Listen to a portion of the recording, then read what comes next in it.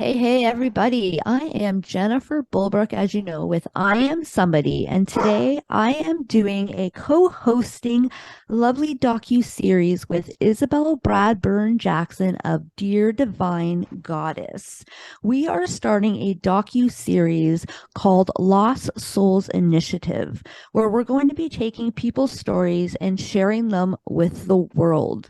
Stories of those who have lost their loved ones to mental health, stories of those who are currently suffering and not getting the help that they need, even after asking for it, and stories from those who have struggled personally and were able to make it on the other side. Whether it's depression, anxiety, some sort of mental issue, whether it's addiction, it doesn't matter. We're telling a story here today because the stories need to be told. And today we have our first guest outside of me and Isabel, and that is Miss Vicki Stone. And today, I'm going to let you tell your story and introduce yourself. And first, I'm going to have Isabel introduce herself. A lot of the people that are listening to this probably have heard my story over and over again, so I'll sneak mine in a little later. So I'm going to give the floor to Isabel, and then we will give the floor to Vicki. Hi, everyone. So I'm co-facilitator with Jennifer. We've been really close, like pretty much family for a very long time. I have recently suffered a loss that not only affects myself, but Jennifer as well. And you will all be hearing that story. But today it's about Miss Vicky.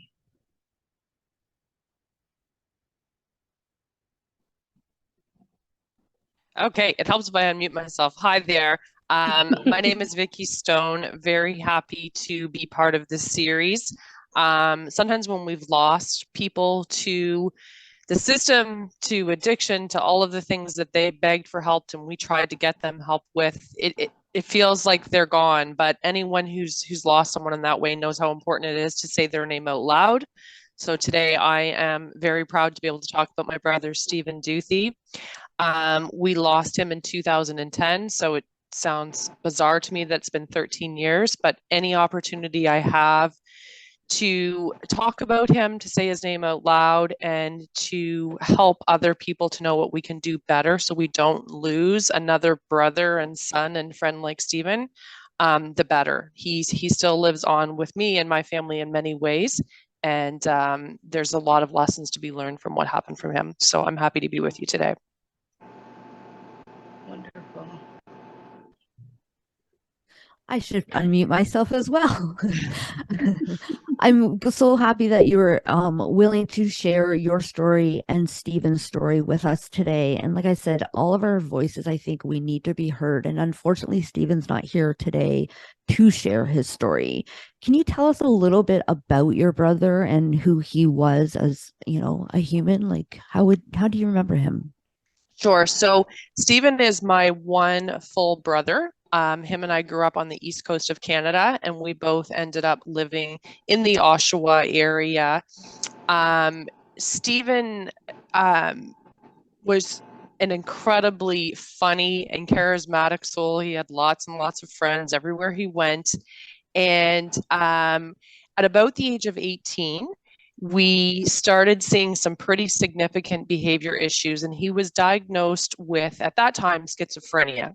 At about 18, that's what they were calling it in those days, where he had a pretty significant outburst of anger. So we knew pretty early on with him that there was something that was diagnosable and that he needed help with. Unfortunately, right when he was diagnosed, they decided that he also needed to go into the criminal system, which is always the problem. Instead of giving him help, he went right into a youth detention center. That started all the way back in New Brunswick. And instead of him getting the mental health help that he needed since that age, he survived until he was 29 years old, just for about 10 years, battling what we later came to know it would be bipolar disorder was really what he was battling. And that's the interesting thing about those who we love who battle conditions like bipolar disorder is he could be so funny and so sad and angry at the same time. And those of us who are left remembering those that got lost in the system, we remember all the happy times and all the times he made us laugh and smile. And so there's lots of family jokes that we still have. But we lost him when he was released from jail on the cold street in January in 2010. And when he was released from jail, I went to see him that weekend in Toronto. As always, we stayed in contact with him. And he specifically said to me that the guard said to him when they put him on the street with his moldy shoes, he didn't even have proper shoes on his feet, but they just sent him out to try to survive somehow. He said, yeah, good luck with that. And Stephen said to me when I went to see him and I brought him a backpack with a winter coat and all the things, because he was 29 years old, he wanted to try to live independently. He didn't want to have to live with his sister. I have many, many regrets about not insisting that he live with me, but he wanted to live independently. But when I saw him last, he said, Vic, I'll never go back to jail. And I didn't know what he meant. I now know that when he turned away from me at the GO station and went back into Toronto, that he meant he was never going back to a lot of things. But specifically because of the way that that guard made him feel that day, he had enough. And that was on Saturday. And on Monday, he overdosed on a set of narcotics that he had told me and a nurse a year before that happened, that he knew how he could take himself out of the world. And that's exactly what he did on the Monday night. So within 3 days of being released from jail, he took his own life. And those 10 years, though, between him being diagnosed with schizophrenia and the time he died being released from jail, was a constant battle for him. And I think that's the really missing piece that people have about mental health, is people will say, well, why didn't his family help him? How did he die on the street? You know, even the police, when we had to go and deal with the police about this, it's like, you know, where were you? And what they don't know is we fought for help for him, and he fought for himself for 10 years before it ended on the street. And that's why those of us who know the system know that when you see someone who's struggling like that, they have a story. They don't choose to be on the street. They don't choose to be addicts. Something happened to them. And you know, then we all get left with the broken pieces of that. So I know that was a long part, but it was a 10-year battle for him until he finally died on the street. Now, a quick question. You said he was diagnosed with schizophrenia, but then he was being treated for bipolar disorder. Did they wrongly diagnose him? Like, did they misdiagnose him? Or was he Most suffering with likely. both?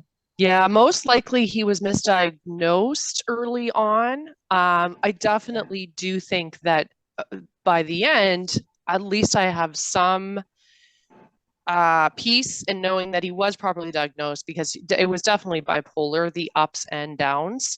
Yeah, but I mean, the treatment for that, he definitely wasn't getting the treatment he needed for it. And he was also dealing with addiction issues as well, right? I mean, I would say I consider most people who are taking drugs and have mental health that they're self-medicating. He Absolutely. You know, there was a point when we looked at, there was a system apparently in place where they could have been giving him like injections for his proper drugs, because people who know what happens with bipolar disorder and schizophrenia, the side effects of the drugs that they're asked to take are astronomical, especially for a 20-year-old boy on the street. And so he lots of times would choose not to take, and he would self-medicate. And that's what people don't understand about mental health. It's not that they want to take the drugs, they're just trying to feel calm and at ease. And that's all he was ever trying to do. He was just self-medicating. And the only reason I ask is because a lot of the times when there's intoxication or drug use, they are being misdiagnosed for schizophrenia. Absolutely. Because psychosis looks a lot like schizophrenia, right? So that was just my concern. Like, was he wrongfully diagnosed because he was in psychosis and needed the help in that moment? Or, you know, that's That's such an important point that you make, Isabel. And I think it's, again, something that people just don't understand. What we know for sure is that when he was getting the actual help he needed, he spent a little bit of time at Whitby Shores. And it's really hard to talk about because when he was getting his proper medication and was being properly supervised, the artwork that he did and the creativity and the smile and the jokes that he was back to himself. But it was such a short period because he was actually getting the treatment that he needed. And what really crushed us is then they just put him back on the street. Like, there's no ongoing care. They basically just wait for them to make a mistake and get back in jail and then put them on the street again. So we know, to your point, when they're properly diagnosed and properly taking the medication that they need, they can thrive and do well. There's many success stories of people who thrive with schizophrenia and many things if they're properly diagnosed, as you say, and getting the proper medication. It can happen. Absolutely. I believe in this. Yeah. And this is why we're doing a lot of this, because I think there is not only so much stigma around mental health, there's huge stigma around addiction as well. Like, oh, why don't you just stop doing drugs? Well, it's not that easy because the drugs do take over. And like I was saying to some of the hospital heads the other day, is like, you cannot deal with one without the other. You have to deal with it on a holistic base. Absolutely. Because they're taking the drugs to self-medicate for mental health issues. And then therefore, full circle, the drugs are creating more mental health because of psychosis and all of the other things, right? So it's like, you cannot separate the two when you are trying to deal with an individual. You have to deal with it holistically. And I think they're not there yet. And I don't understand it because these are the people who are supposed to know what to do, right? Yeah, you're so right. And it makes me think back to, the basics of psychology and Maslow's hierarchy of needs, which is when we're taking care of the basic needs that people have, when they're in the hospital and they have a roof over their head and they're warm and they're not cold, and they're getting the proper medication and their needs are being met, it doesn't lead to other negative things. But if we don't take care of those basic needs, then they're going to self-medicate. They're going to try to just survive and stay as calm as they can. And at one point, one of the things that my brother said to me, and these are things you don't think about when you're helping someone in the situation, but I remember I went to pick him up and he was staying at a really awful rooming house because it was the only place he could stay. It was scary. And I said to him, Steve, I just don't know how you can stay here like this. And he looked at me straight in the eyes and he said, do you think I want to wake up like this? And it haunts me to this day because that's what people don't understand. They don't want to live like that. It's not a choice.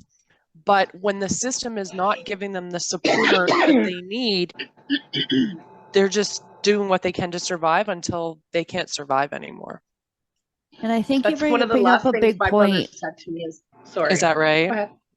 I think that you bring up a point, like people think like they don't fight to be any other way. They just, wake up and this is how like they're living and this is what they're choosing. They're just choosing to do drugs and to act out and do crime and whatever the case may be. So I know like different, like I've been part of it too. And I know ways I fought. Can you maybe talk a little bit about what are some of the ways you guys were able to fight for your brother and your brother was able to fight for him where the system did fail? Because I don't think that's what people hear.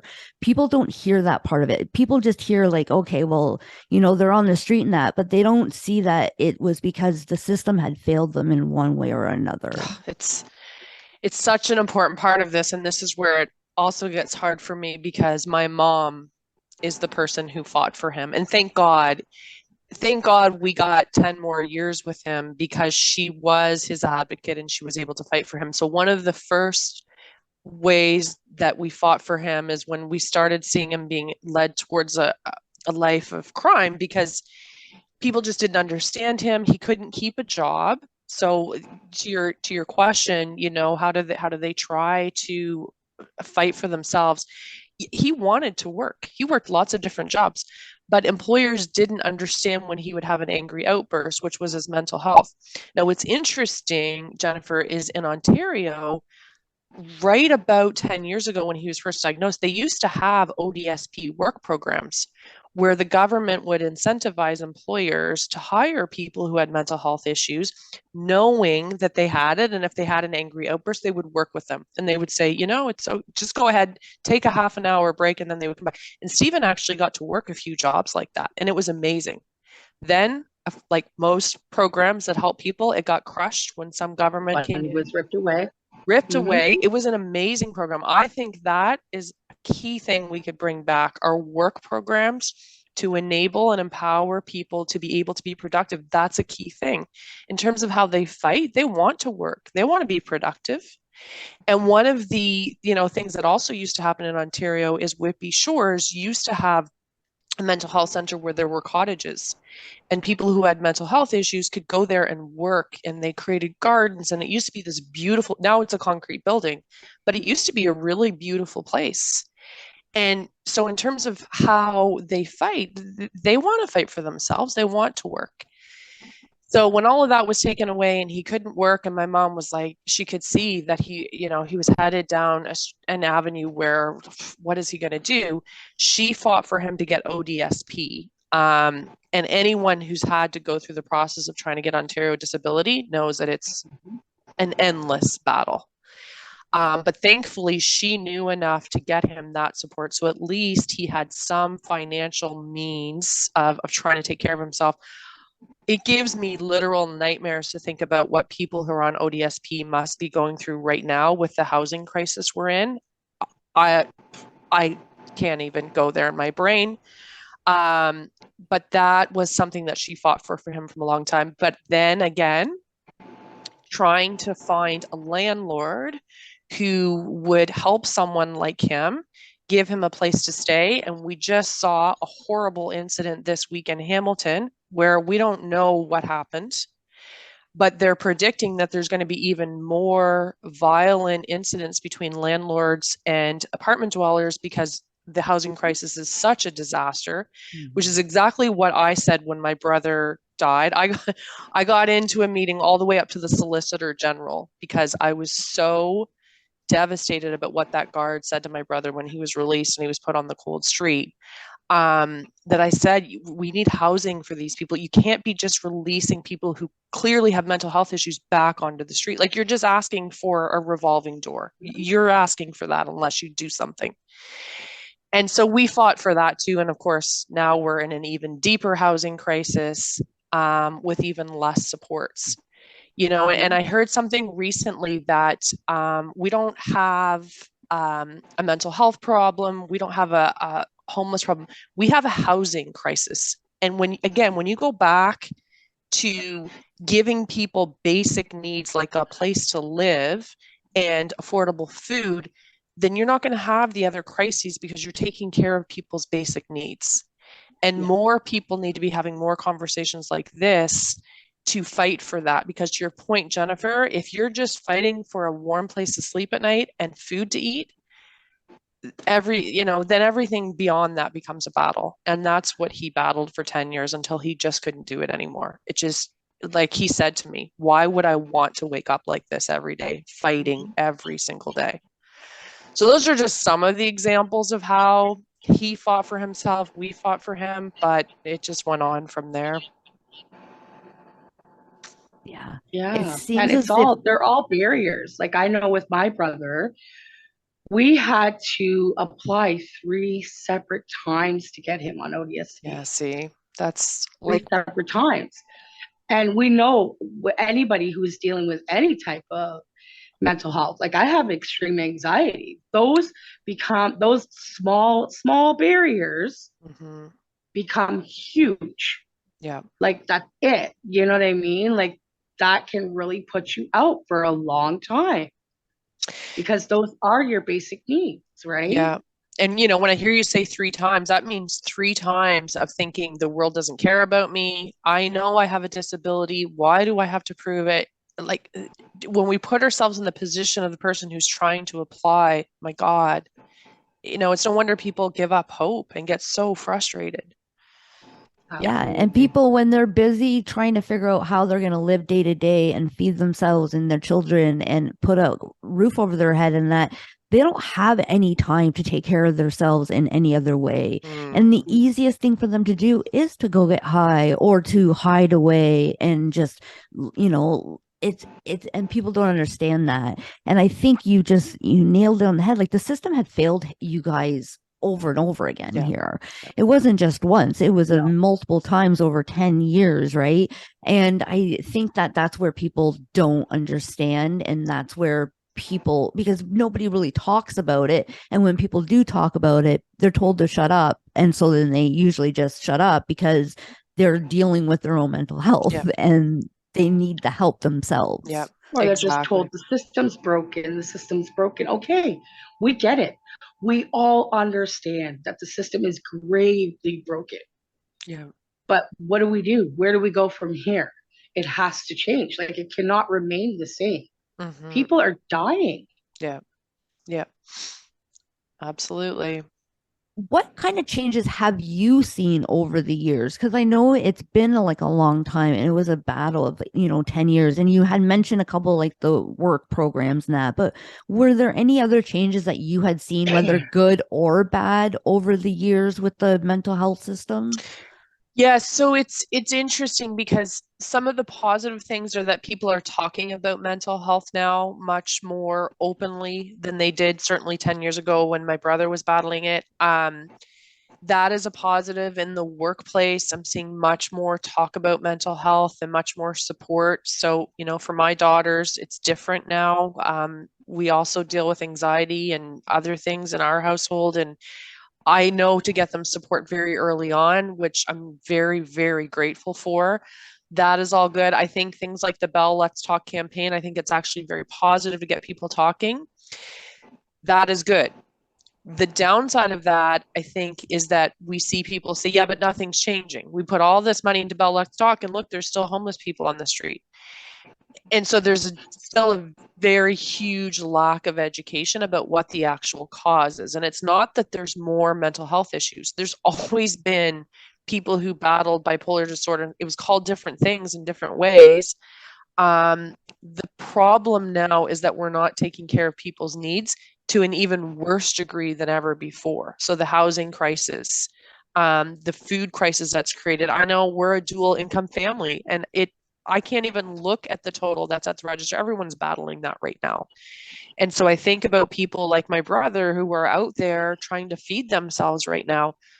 That's the crisis. And so what has changed is that we've gotten further and further away from taking care of people's basic needs, creating even bigger crises. And I think we're only beginning to see how awful that's going to be. And Creating larger barriers. yeah. So there are positives that people are talking about it more, but the negatives are that less and less is being done to fix the root causes, as far as I'm concerned. Absolutely, I agree. What's your current view on how the mental health care system is today? I think there's a lot of talk and there's a lot of fluff, and there always has been. So you'll hear politicians talk about it a lot. When we lost Stephan, and I knew that the combination of drugs that he took was something that he had told a nurse in an emergency room would take him out of the world. I knew that what happened to him in the emergency room when I took him that night was wrong. And so I wanted change to happen. I went to my local MPP. She promised a whole bunch of things. Nothing was ever done. So, we still have a lot of politicians doing a lot of talk, but not, and my mom and I talk about this all the time, that, until it's some premier's child or some prime minister's son who something like this happens to, no one's going to pay attention. I think that we need to start putting funding where it belongs, which is at the core programs, and so it makes me, in terms of change, though, also, I will say that I get very happy to see things like Food Banks Canada they step up immediately and say, look, we're in crisis mode here. Last month we had X number of people, this month. And so companies have they feel the need to help. And I know at my workplace, we certainly do food drives and all that kind of thing. So the talk is all really, really good, but I think we still just have a lot of lonely people on the street who don't feel like the world gives a shit about them. And I'm one of those people now who will stop when I see someone like my brother, but I know there's still a lot of people who will drive past someone. My mom taught me such a lesson when we went downtown Toronto to see where Stephan had been found, and there were some guys on the street, and she stopped and just talked to them, and I thought, no one does this. No one just stops and talks to people who are clearly, and she looked them in the eyes and just said, if you can do anything for me today, if you can call your mom, just let her know you're okay. But we still just treat people as other. And I think until we come to learn that we're all part of one community, and that could be someone's brother, someone's uncle, and not walk past people like they're ghosts on the street, and get back to where we used to be as a community. And maybe it's because I'm from the East Coast where we learn to take care of one another. No, it's that connection. Was it's other. That yeah compassion that can save somebody's life. Yeah, it is. They're being just one conversation and bullied every day. Got a job, people just feel like, oh, they want to be living on the street, they want to be doing this, but they don't know anything else. And it's that connection and that compassion that could save somebody's life. And it makes me think too, Isabel, that we know that our healthcare workers have been seriously forever damaged by what happened during COVID over the last 2 years. I know how little patience they had for people like my brother with mental health issues 10 years ago. I can't imagine what patience levels are now for people who are struggling. But I know there needs to be better education. I know for sure in the jail system where people with mental health issues don't even belong, that one comment that guard made to my brother with good luck with those moldy shoes and put him on the street freezing cold in January was enough to make him say, yeah, why would I do this?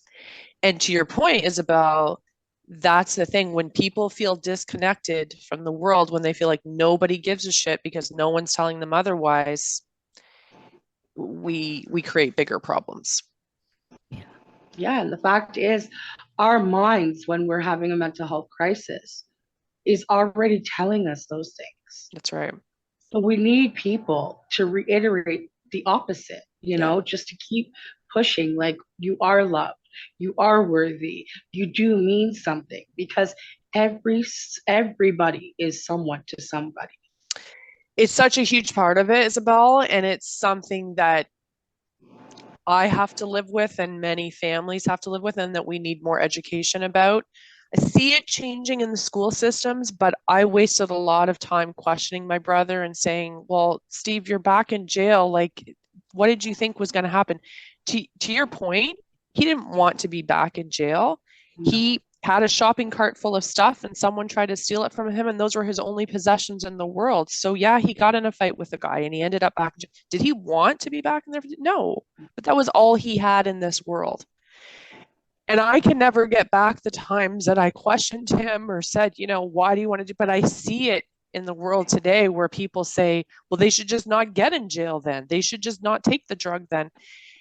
We need to educate people better to understand, it's self-medication. It's maybe sometimes we also know that there are times when the only choice is to go to jail because at least it'll be a warm bed at night. At least it won't be a bug-infested homeless shelter. Squares a day.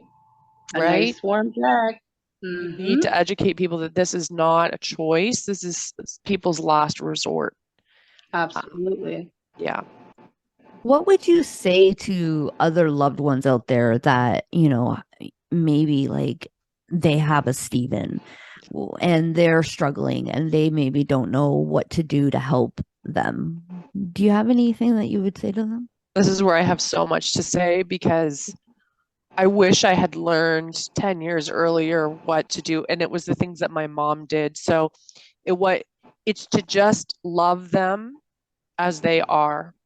And it doesn't mean you have to accept their choices. It doesn't mean that they're asking you to accept their choices, but it's just to say, I see that you're struggling right now.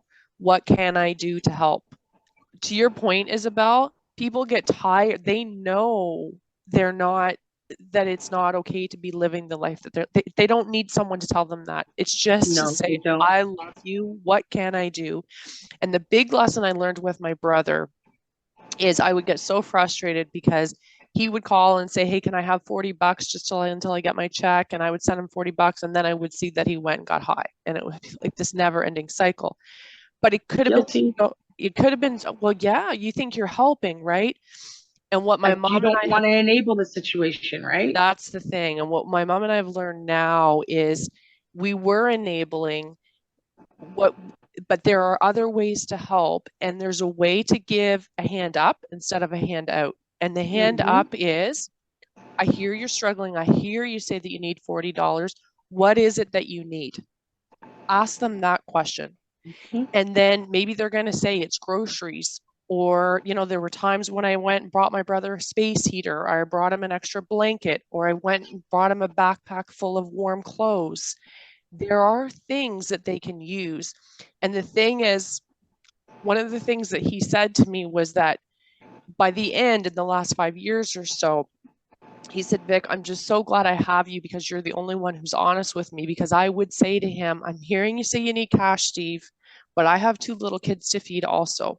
So what can I get you? And he knew not to bullshit me because I was straight with him. And I would say, I'm here to help.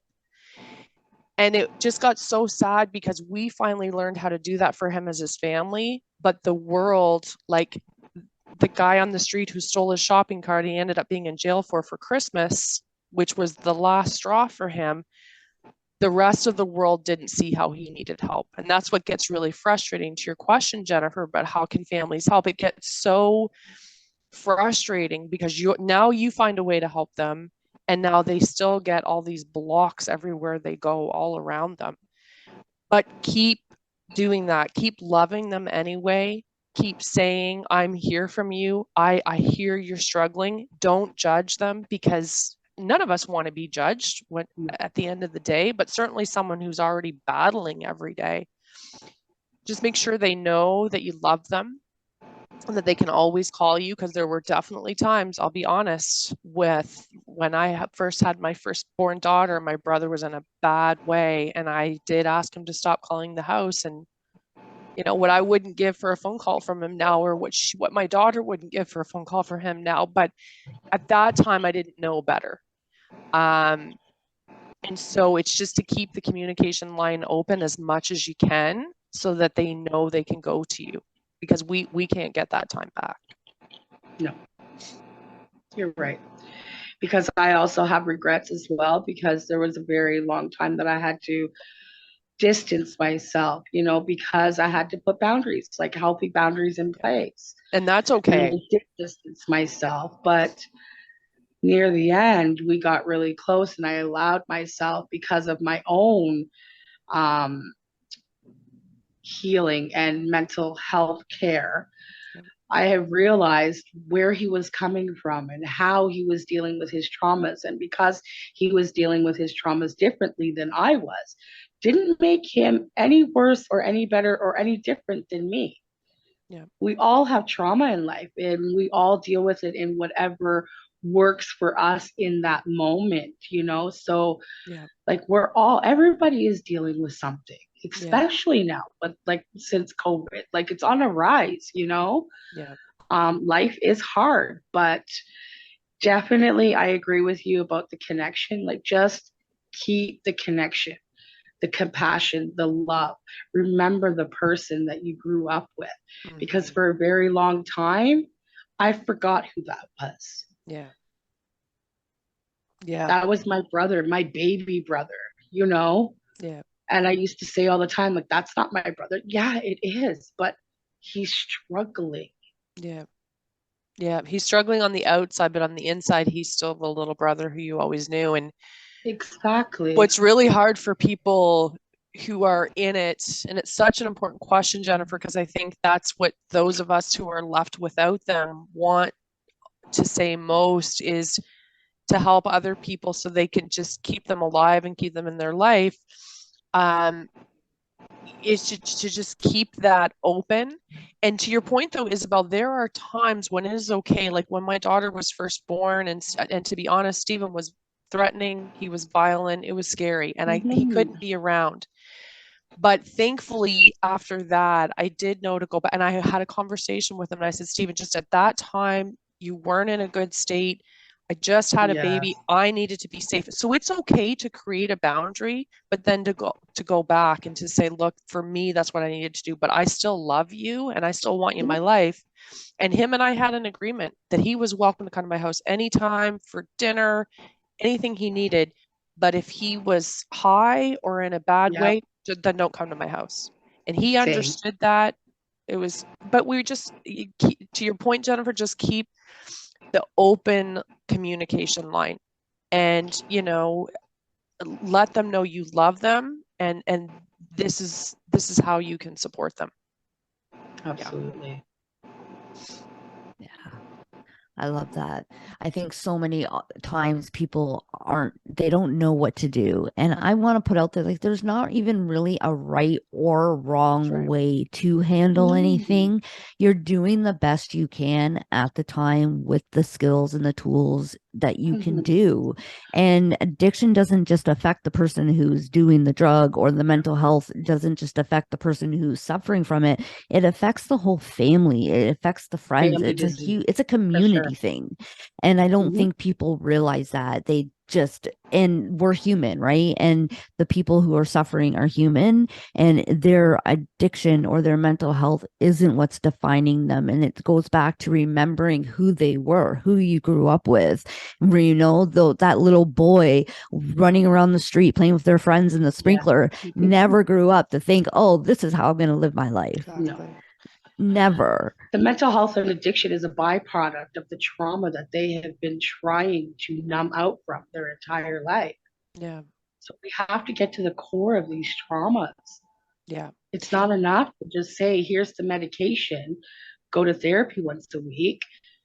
Like, they have to really dig deep and figure out what the traumas are that are triggering these mental health disorders, that are triggering these substance addictions. Yeah. Because that's where it all stems from, trauma. Yeah, it's such an important point. And one of the things that turned my life around was when I heard the quote from Maya Angelou, which is, and you just said it another way, Jennifer, but it's, you do the best you can until you know better. And then when you know better, you do better. So as a family, lots of times there's one family member who's struggling with a severe mental health situation, like bipolar disorder, something that seems severe to other people. But lots of times there is trauma in the family that we're all dealing with, right? So I deal with my mental health in a different way. But so part of ours was that our mom was very young, and she just did the best she could. She didn't know, we didn't know this things to look for with Stephen. Now we can look back and say, he started showing this when he was really young, but we just didn't know better. And so we've all, unfortunately, it took losing Stephen, but now we all give each other the grace to know that my mom just did the best she could. And now I just make sure she knows how grateful I am to her for all the ways she did help him when she knew what to do and I didn't know what to do. And that will, although we can't bring Stephen back, we can do better for our kids and his memory, right? And for anyone who's going through this, even if you feel like you're losing the loved one, there are children around, there are people around your loved one who are seeing how you choose to treat people. And it has to be with love and compassion, because the anger will only eat you up and eat the other people around you up. And I was there for a long time, and it didn't help. Yeah, the anger, the resentment that comes from that is only going to do more damage. It's not going to make anything different. So I think we as family members who are left, holding that bag. We have to kind of transmute that trauma and turn it into something really positive and really beautiful in honor of our loved ones. Yeah. That's the only way we grow, the only way we heal. Exactly. You know? Yeah. Mind you, the anger is a part of the grief. We have to go through that anger. We have to feel it. And yeah, we have to go through that. Like that, those emotions are necessary for the grieving process. And believe me, there's still times where I'm angry. Yeah. But I don't let it take over. Yeah. No, and if we didn't, we would be in the same position they were in. Yeah, we would. Right? Exactly. If we didn't take care of ourselves and we didn't look and we didn't deal with the feelings and our emotions and our thoughts, we would end up with bad mental health or some kind of addiction, whether it's, you know, alcohol, drugs, or shopping, or whatever. Addiction's an addiction, and it can take over your life. You can end up with nothing because of it, and you can end up dead because of a lot of things. And people don't realize that. And we've talked a lot about you know, loving of an addict and what we would say to other people who love an addict, but coming from the loved one of an addict, and that, what would you say to the actual addicts out there that might be listening to this, who are feeling alone and feeling hopeless and feeling like there's, you know, maybe their loved ones don't love them, or, you know, all of those things that we think about. And I want to also point out that it's not just the addicts and people who suffer with mental health that go through these type of thoughts. And sometimes I know lots of people who aren't, you know, depressed or mentally ill or whatever, who have gone through these thoughts, but they just cope with them, and they know to tell them to like shut up and go away and type of things like that. So I just want to put that out there. But what would you say to the addict out there that is suffering and who might be feeling alone and feeling like there is no way out, and that the system has failed them time and time again? I have a lot of thoughts about that, and I think you're absolutely right that most of us are within an inch or a centimeter of addiction ourselves. And what I've learned at this point in my life is focus on the people who you can build bridges with. And so it might not be any member of your family right now. It might be a friend who you've met on the street. It might be someone who you had a beer with last month who you don't want to drink with again, but you connect with them. Focus on the people who do support you. Maybe it is a nurse at the hospital. Maybe they were helpful to you. But focus on those people and let the negative people, let it go. It could be your mom. It could be the person who was your best friend last week, but focus on the people who are there to support you. And that can be true even if you're in a workplace. There's jerks around and there's nice people around. Don't waste your energy on the negative side. And maybe it's only one or two people in your life who are positive and supportive right now. Give that your whole energy, and the more you start reciprocating that with people who give you positive, it will build and it will build, and I promise you it happens.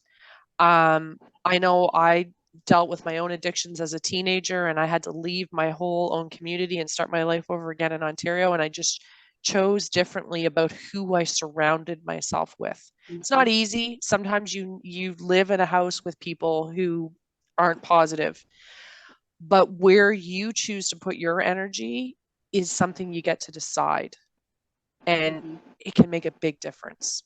It's like ripples in the water, where you choose those ripples to get out to, because it'll come back to you one way or another. And letting you know it is your choice, right? You get to decide how you're going to handle and look at the situation, or whatever the case may be. Exactly. And I just want to know, like, anybody who's dealing with addiction or mental health, that in the moment, your addiction is lying to you. Your mental health is lying to you. Your people do love you. You may feel like you're no good and you don't deserve whatever love they have to give you, but they're not seeing that. They might be, you know, loving you in a way that doesn't feel so loving in the moment because they're setting boundaries for themselves, but they will always, always at the heart, at the core of it, love you unconditionally. So it's okay to reach out. You don't have to isolate from your people because your people will always find a way back to you. Yeah. Always. True. Mm-hmm. And I think you bring up a good point. Like, I think with everybody, like, just because you think something doesn't mean you have to believe it. And it doesn't even necessarily mean you do believe it. Like, there could be times out there that you're Doesn't having make it thoughts true. that people don't love you. But if you really think of the evidence out there, you might see that people do love you, and you may not even believe that thought anyway, if you actually explore it a little bit. Yeah. Yeah. Very true. So I have one question for you on my end anyway, and that is like, what would your ideal, like, I know Isabel and I were both talking about it, so I know this is her question too, but what would your ideal mental health system look like? Like, if you had anything in the world that people would be able to get, the help that they need, what would yours look like?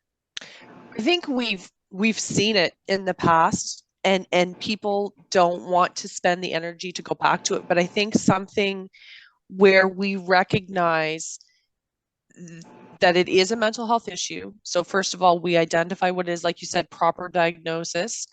And then instead of treating people who are diagnosed as other or people who aren't like us, it's going back to a system where maybe you do have mental health cottages. And so we all know that the cost of food is going up. So maybe you create community gardens where people who have mental health issues can stay as a group in a cottage, and they plant gardens that we make them feel productive like other members of society, instead of pushing them away and waiting for them to end up in jail. But we recognize what it is, and we empower them to be those work programs, like I was talking about, incentivizing employers to hire someone who has those kinds of anger issues, but they go in aware of it. I think the mistake we've made, we flipped the switch on just setting them free to try to survive however they can, instead of deciding as a community that we're going to make things better. And you see some stories, and it's like a rare story where a guy who never can get a drive to work, someone gives him a free car, and it's like, yeah, but maybe if you just gave him a better job, maybe if you gave an opportunity to buy the car his own damn self. We don't need people to give things away. We just want to include and make people feel part of a community again. I think that's what we've lost. Have those community supports in place, and have those community supports reachable. Yeah. Like, why is it they're like, okay, what are my community supports? And they have to reach out, and at every level they're hitting a barrier, like, oh, I don't know, oh, maybe they can help you. You call that person, oh no, we can't help you, but they can help you. And then, like, it's a week worth of researching for the resources, and by then they're just like, forget it, give me that bag of fentanyl. Exactly. On top of the anger issues they're already dealing with, now we've just made people angrier. Yeah, exactly. It doesn't make sense. I know with your brother and a lot of other people, it's like Stephan went from, being diagnosed with like schizophrenia, then bipolar, and then all of a sudden now he's in the criminal system. What would you like to see happen in changes with respect to how we do handle a lot of instances where we are just throwing people with mental health issues and addictions into the prison system like they are just plain old criminals that, what would you like to see happen, change there? What's your advice or opinion on that? I mean, I think the thing that could have saved his life would have been a recognition in the criminal justice system that just a one-pager history on someone coming in. We know there's electronic systems that they can do this. That, he's been hospitalized for bipolar disorder. He's on certain medications, and so there might be a different part of the jail where they get to be. And then when they're released, the guard knows the person's history and doesn't put them on the street and say, oh, good luck with your moldy shoes, because literally it's just one comment like that or it's not recognizing their mental health that can make them feel totally, and it becomes a revolving door. They Sends just them feel in a hopeless. tailspin. It's just recognition of what's going on with this person. And Understanding. it's very simple, so that they don't get thrown back out on the street. And there used to be John Howard Society that would help people. That's what I said to the Solicitor General. Like, what happened to that with support for people when they're being released from jail? Oh, I don't know. That's on them. It's wild. Just throw them back on the street. Yeah, they're just passing the buck, right? Nobody can give you an answer, but they're passing the buck. It's their problem. No, it's their problem. No, it's their problem. Yeah. And then we as families are getting frustrated because we're not getting the answers to the questions that we have. Yeah. Yeah, like Sure. for me, I think that we pass the buck right away. Like we pick up these, individuals, these humans from the street or from wherever we're picking them up, and we're just throwing them in jail instead of going, okay, like where do they really need to be? What is going on with this person? Okay, like this person is having more of like a mental health issue. They're not a friggin' risk to like people and gonna go and they're not out to hurt people and that. So like let's build something, a place where we can bring these people, not maybe some necessarily a mental health hospital and not necessarily a prison, but some kind of in between transition home where we can work with those who are struggling in the between system, right? And I think that's too, like everybody's just constantly passing the buck. We pass it to the prison, and then the prison just throws them on the street, and then it's like, well, who has them next? Nobody knows, right? Exactly. It's like foster care system lost in the system. Exactly. Like we're constantly getting lost in the system Or all the way even down. like set up a range within the prison system that is dealing with their, individuals who have mental health issues. So they are getting some sort of like counseling or supports that are setting them up to be successful for when they do go back into the community. Yeah. So that they know before they even leave the prison system, okay, when I leave here, I got to reach out to so and so because they're going to help me do this, this, this, and this. Like just the education and the understanding that they are sick. This is an illness, mental health illness. Like, there's sure. so many people that are just tossed in the prison system and just like, okay, like they're just bad. But no, these are just how they are coping with their illness. And it's interesting because you see one-offs all over the place. So I get drawn to these things all the time where you'll see that in some jails in the US, for example, they bring in dogs into some of the jails, and the inmates get to have a relationship with the dog, and they feel like, oh, at least this dog gives a shit about me. At least I can make a difference here. That's one example. Or there's a lady in the US who takes in dogs off the street. I forget the name of the program, but she hires people who are released from jail to work with her dogs, and they feel like, and so that's amazing for those lucky few who get to be a part of a program. Like, well, why isn't that a part of every system? Like, why aren't we doing something so that there's an opportunity? And I'm not saying that everyone who's in jail wants to do that, but what if we did have it as a part to give them some kind of a sense of connection? Because we talk about rehabilitative justice and all the different things, but the fact is you don't want people to be revolving back in. So do something different so they're not just going to be back. Make them feel like someone cares. Yeah. Okay, I don't want to take up too much more of your time or that. Is there anything you want to add that you feel like you didn't get a chance to say? Either one of you, Vicki? I just want to say thank you, Jennifer, so much for what you're doing. There aren't words to describe how much it means to someone who's lost someone to be able to say their name out loud.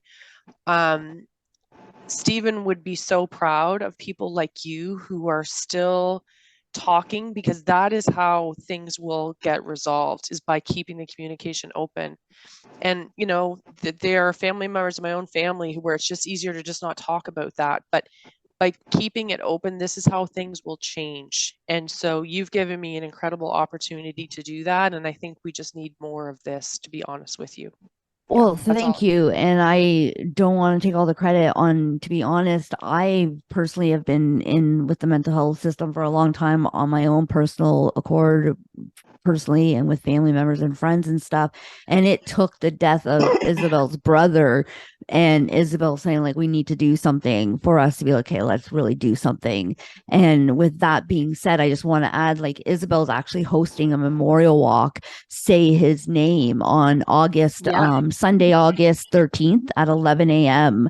And so I want everybody who is anybody, which is everybody, to show up. And we're going to start off at St. Joe's Hospital at the ER. I believe that's on John Street in Hamilton. It's on And we're going James to Street. end, James Street. Yes. Or The yeah, ER and then department we're is on James. Yeah. Okay, and then we're going to end at the front steps of City Hall, where we're going to celebrate with some pizza, some cupcakes, and some treats and stuff. And just remember Barry and remember all those that we've lost and all those that are still here, fighting the fight. So for anybody that's listening to that, you're all invited. So we want to be able to see you all. And Vicki, we really hope to, you be able to make it as well. So I just want to put that out there. Like, it's a community thing, right? And I think that's where people have to realize is, like, we can do it one by one, but we also have to get together and really show the strength in numbers and really start to voice our voice and not shut up when we're told to shut up. Like, just keep on going and be like, you know what, something needs to be fucking done. And so today is the day we're gonna get it done. Exactly.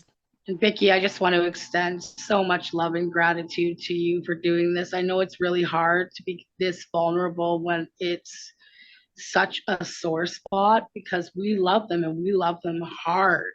Yeah. But I believe that this is going to make huge, huge changes. And I just want to give you and your family so much love and healing, because I totally understand what you're going through, and mine is fresh.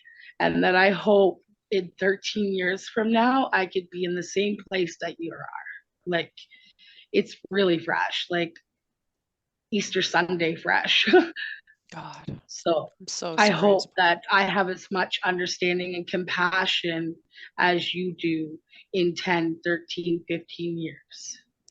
Well, thank you for being part of this, because it's really raw and really hard when it is that fresh. And all you want to do is just bring them back. So I think for our brothers and all too many who are like them, this is all we can do, is just try to educate and make things different for other families. And this is a Absolutely. start. At least it's a start. And I think that walk, bringing more people's attention to it, is really important. So kudos to you, because it's hard to do when it's very early on. Yeah. All right, guys. Thank you. I really appreciate both of you. I love you both. And like I said, and Vicki, if you ever need anything, please don't, hesitate to reach out to me or Isabel. Yeah. We're always here for anything. Right back at you. And there's a few other people who you might want to connect with. So have you heard about Yusuf Fakiri and Solomon Fakiri? No. So Yusuf Fakiri he's on Facebook. So I got connected with him pretty early on after we lost Stephen. His brother Solly was killed by guards in jail, and he had schizophrenia. And his brother has fought. It's been 5 or 6 years. There's finally an inquest happening this fall, but there was a witness in the cell directly across from Sully who saw the guards beat his brother to death. He's a pretty strong advocate, and he's been fighting really hard. So his brother, he didn't have addiction issues, big mental health issues. He got diagnosed in university. And there's another lady, Angela Voss. Her son died in jail. He had very severe addiction issues, and they took him in with a bag of dope in his body, and it exploded inside of him, and he died in jail. Oh. And she had fought for him for years and years to get help for him. She's actually doing a walk on Parliament Hill this weekend. I Oh, wish I could go, but I nice. have to work. So she's going to be on Parliament Hill. So I'll send you their names, Yeah, Jennifer, yeah, now that I understand please. more about all the things that you're doing. But, the more we can kind of join forces on this stuff, Yeah. the better. So, Absolutely. and it's interesting, Isabel, because there's another person. Her name was Leslie Skelly, and her son, um, she has one son who owns a barbecue place in Toronto, Adam Skelly. He ended up having his own issues, but she had a son who took his life on the street. And she said this to me. I met her about a year after we lost Stephen, that, you're just members of the fucking awful club, because once they're gone, there's just nothing you can do to bring them back. But she also did a lot, there's way too many of us, which again, Jennifer's why it's so important that you're doing what you're doing. Um, And but there's yeah, strength in we need to numbers, bring so we need to unite. resources together. Yeah. So Isabel, you lost your brother Barry Easter weekend. Yeah. Yeah. How old was he? 41. Oh And we had gosh. had a week of sending him into the ER and him being tossed back out onto the street. And then he was released or went AWOL. We're not sure yet. We're still investigating that from the hospital at 10:49 on the Saturday. By 11:45, he was dead on the ground outside my mother's 14th-story building. God. Oh, I'm Yeah. so sorry. So we did our job. Took him to the We hospital. called the police. The police did their job. They took him to the hospital. Like, Yeah. what happened? Yeah. Right? Oh, I'm so sorry. And Easter weekend too. My God. Yeah. Easter Sunday. What is his name? Is his last name Jackson as well? Barry No, Dickinson. Dickinson. Barry Dickinson hyphen Bradburn.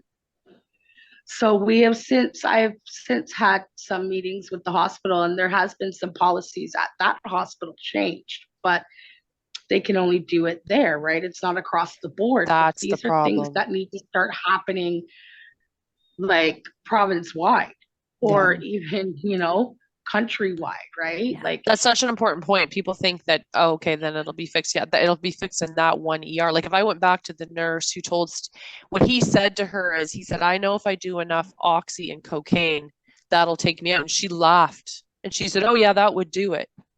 So I knew that Stephen didn't do cocaine. I knew that he did lots of other things, but that was something him and I talked about. So when the cop said to me that his system was loaded with oxy and coke, I said, well, I know what happened then. It was not an yeah, accident. no, He didn't do he it. intended Of for course, that. the police didn't believe me, but that's a whole other thing. Mm-hmm. Mm-hmm. But yeah, the nurse in the hospital laughing at him was probably the thing that said, well, she doesn't give a shit. Why should I? And to your point, like, even if I went back and fought with my MPP to get something to happen with that nurse, what difference is it going to make unless we change the whole system? Like, you can't laugh at someone Exactly. when they say something like that or release your No, brother like that. I It's, know. yeah, I know. and you have to speak up about it. So that was at the hospital in Hamilton where Mm-hmm. he was. St. Joseph's Yeah. Hospital, which is our mental Oh, health so that's hospital. the one you're That's our going to. hub.